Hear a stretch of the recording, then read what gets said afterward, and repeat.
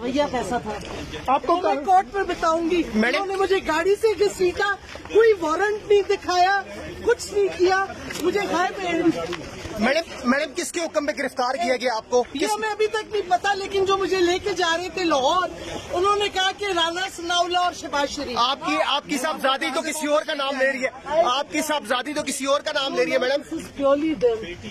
राना सनाउल्लाह। अच्छा भाई, मैं आप पूरा बताऊंगी जो इन्होंने तशद्दुद किया है मेरे पे। मैडम, इमरान खान साहब को भी गिरफ्तार करने का कहा जा रहा है कि उन्हें भी गिरफ्तार किया जा सकता है। कितने लोगों को गिरफ्तार करेंगे? पूरी कौम निकली हुई है इन चोरों के खिलाफ और जो खुफिया इदारे हैं उनके खिलाफ। आपके खिलाफ जो रास्ता आपको पता था? नहीं भाई, मैं तो कहीं जा रही थी, मेरी गाड़ी रोकी, गाड़ी से घसीटा को साथ थाने वाले यूनिफॉर्म पुलिस वालों ने। मैडम ये नहीं समझती जो बोया वो काट रहे हैं, जो बोया वो काट के पीटीआई जो आप ट्वीट्स कर रही थी। सब्सक्राइब करें और बेल दबाएं ताकि कोई खबर रह न जाए।